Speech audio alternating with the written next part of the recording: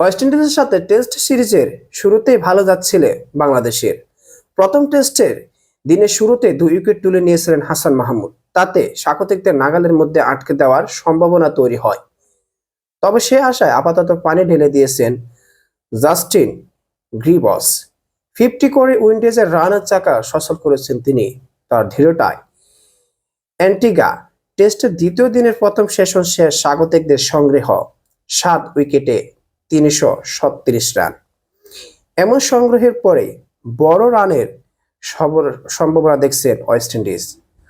অথচ দিনের শুরুতে হাসান মাহমুদের জোড়া আঘাতে স্বস্তি পেয়েছিল বাংলাদেশ। প্রথম ওভারেই জোশুয়া দা সিলভাকে লেগ বিফোরের ফাঁদে ফেলেন হাসান। 14 রান করা দা সিলভা রিভিউ নিয়েও বাঁচতে পারেননি। নিজের পরের ওভারে আলজারি জোসেফকেও সাজঘরের পথ চেনান হাসান। এই উইকেট অবশ্য হাসানের চেয়ে ফিল্ডার জাকির হাসান কঞ্চিতে বেশি কৃতিত্ব পাবেন। ঝাঁপিয়ে পড়ে দুর্দান্ত এক ক্যাচ নিয়ে জোসেফের ইনিংসের ইতি টানেন।